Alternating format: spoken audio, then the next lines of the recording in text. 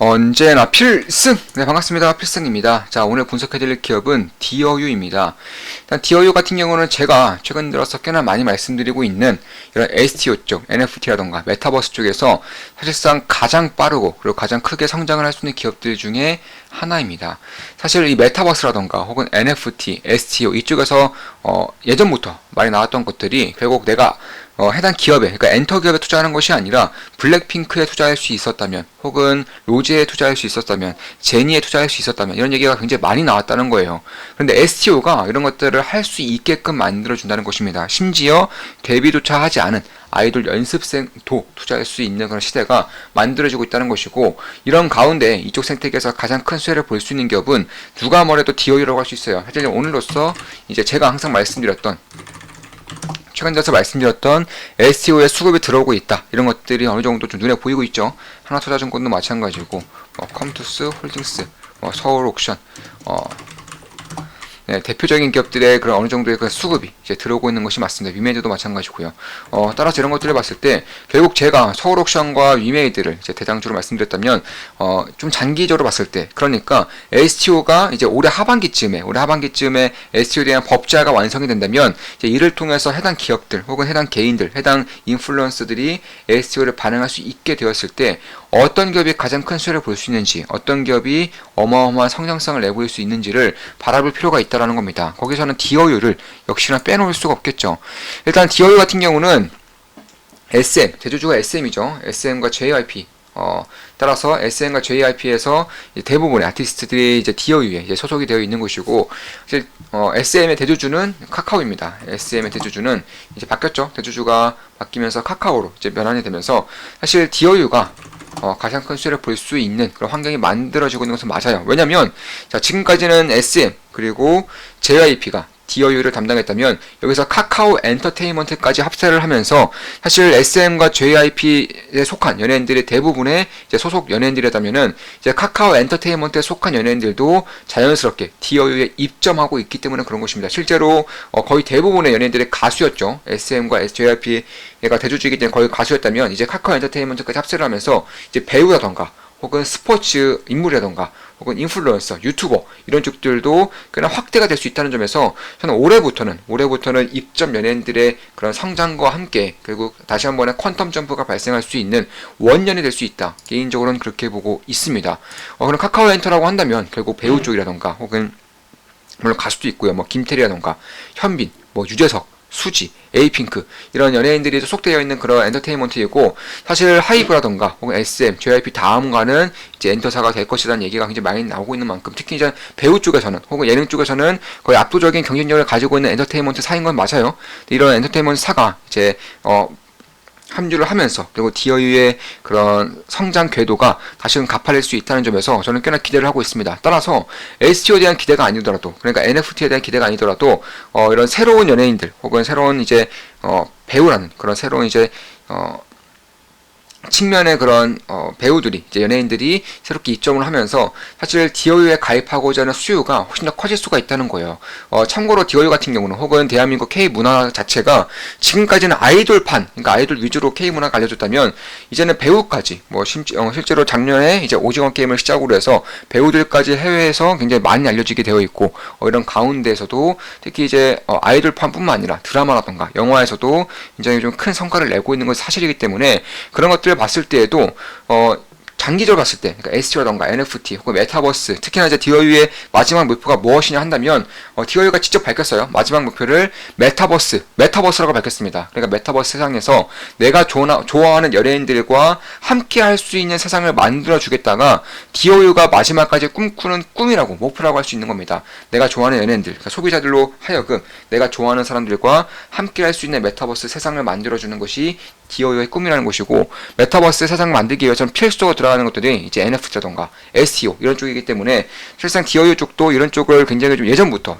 고민을 해오고 있고, 이쪽에 대한 수익성을 준비하고 있다. 그래서 따라서 이런 것들을 봤을 때 저는 꽤나 좀 기대할 만한 부분이 있다라고는 보고 있습니다. 특히 디어유 같은 경우는 주가가 이제 2012년도부터 굉장히 좀 크게 많이 하락했죠. 금리 인상과 금리 부담으로 인해서 꽤나 크게 하락한 것이고, 그런 가운데 성장은 뭐 꾸준히 유지하고 있어요. 지금 보시면 역시나 올해 같은 경우도 대략 한 50%가량 성장을 하고요.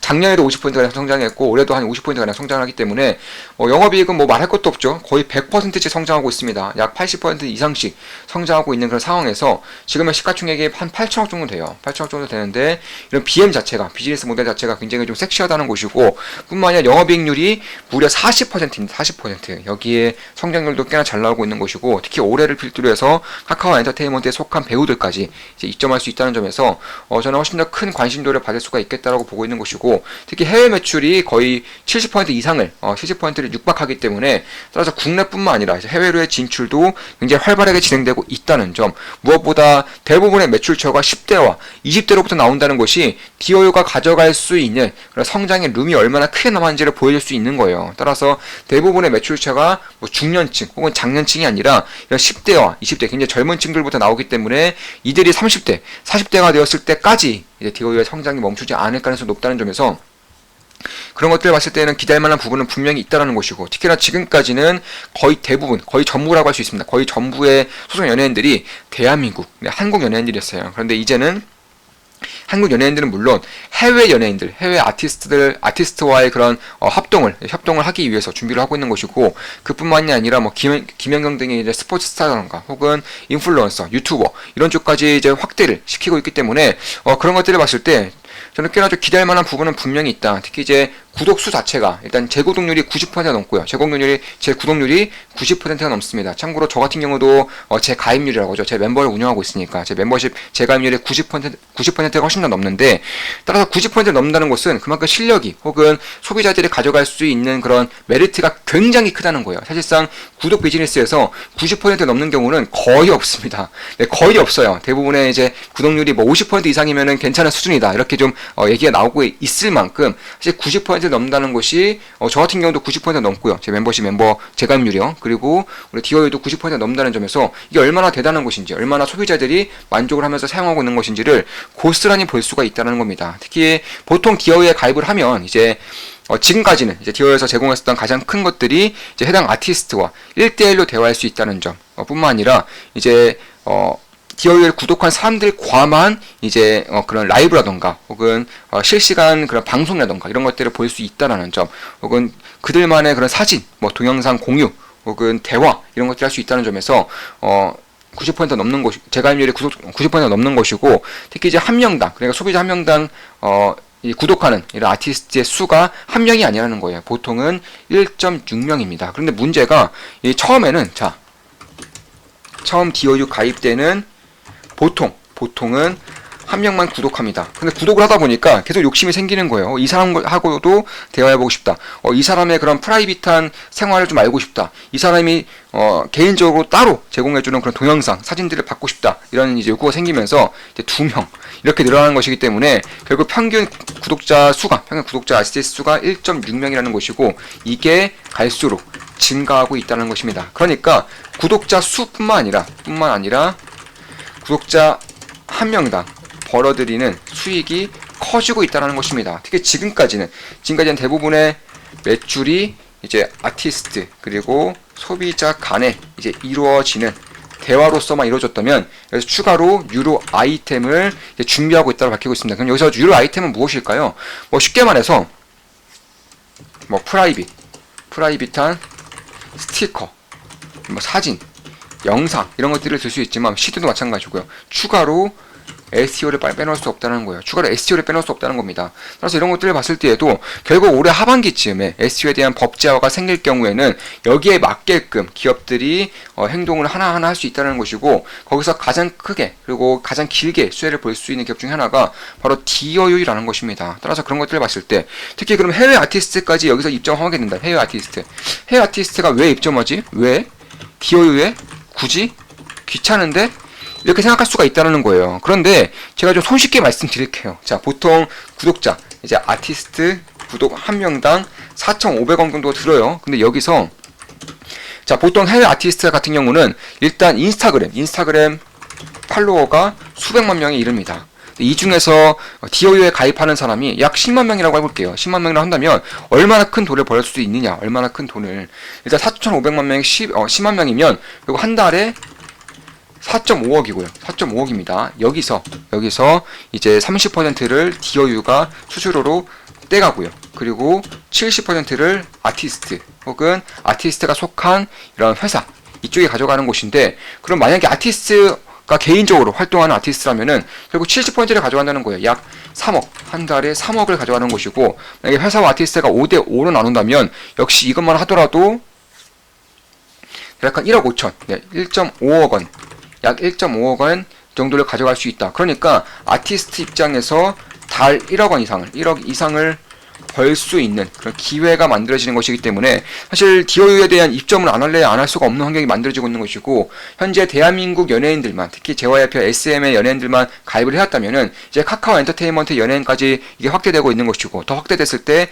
해외 아티스트까지 확대된다면 지금도 매출 비중의 70% 이상의 해외에서 나오는데 해외 아티스트까지 만약에 여기서 입점을 해버린다면 훨씬 더 큰 수익이, 훨씬 더 큰 시장이 열릴 수 있다는 것입니다. 그래서 그런 것들을 봤을 때에도 DOU 같은 경우는 지금까지 주구장창 하락을 해왔고, 근데 이런 상황에서 금리의 피크가 찍혔기 때문에 DOU에게 줄 수 있는 가치 밸류에이션적인 측면이 다시금 올라갈 수가 있다는 거예요. 그래서 이런 것들을 봤을 때, 특히 장기적으로 봤을 때 이제 압도적인 BM, 압도적인 비즈니스 모델을 가지고 있다는 것이 굉장히 특징이고, 뿐만 아니라 지금까지도 성장을 잘 해왔지만 이제 해외 진출이라던가 혹은 유료 아이템의 판매라던가 이런 것들을 통해서 훨씬 더 커질 수 있게끔 사업에 대한 그 룸이 훨씬 더 커질 수 있는 환경이 만들어지고 있다는 자체가 굉장히 좀 의미가 있는 그런 성장 가도를 그려나가고 있다, 이렇게 보고 있는 것입니다. 따라서 지금까지는 구독료 외에는 매출이 없었지만 이제는 유료 아이템을 만들 수 있는 그런 환경이 만들어지고 있는 것이고, 뭐 STO는 만약에 만들어지고 발행만 되어도 사실상 저 같은 경우는 투자자 입장에서도 다가갈 수 있을 것 같아요. 예를 들어서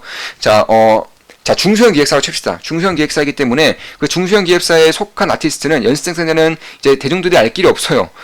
저 같은 이제 투자자들이야 좀 깊이 있게 분석하면서 이 사람 괜찮다, 이 사람 성공할 것 같다, 이런 식으로 알 수 있는 것이, 특히나 배우 쪽에서는 조금 더 명확하게 알 수 있어요.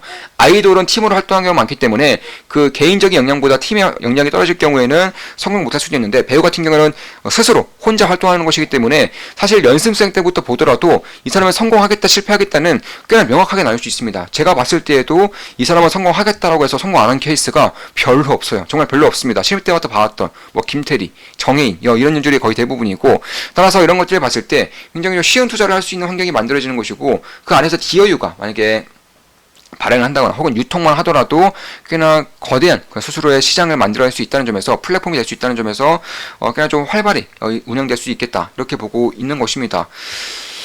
따라서 저 같은 경우도 DOU에 대해서는 좀 관심을 가지고 있는 것이고, 이에 따라서 결국 지속적으로 사용할 수 있는 수가 90% 이상을 찍히는 데에서 구독자 수가 꾸준히 증가할 수 있는 것이고, 해외로 진출하던가 혹은 유튜버 인플루언서까지 진출하면서 이쪽에 대한 시장이 굉장히 커질 수 있다는 점도 주목할 만하다. 특히나 DOU 내에서의 이제 쇼핑 앱도 만들 수 있다는 점에서, 왜냐하면 유튜브 같은 경우도 이제 인플루언서가 개인적으로 판매할 수 있는 것들을 그대로 뜨죠. 이제 DOU 같은 경우도 만약에 해당 아이돌이라던가 해당 배우라던가 이런 분들이 이제 화장품이라던가 혹은 본인들 사용하는 그런 패션 아이템이라던가 이런 것들을 판매했을 때에는 DOU 내에서 굉장히 좋은 그런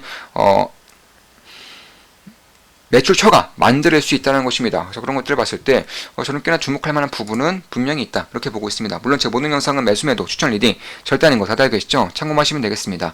자, 이것으로 방송 마치겠습니다. 지금까지 DOU에 대한 분석이었고, 앞으로도 좋은 분석, 좋은 기업 분석으로 찾아뵙겠습니다. 필승 구독, 알림 설정, 좋아요는 여러분들께 돈이 됩니다. 필승!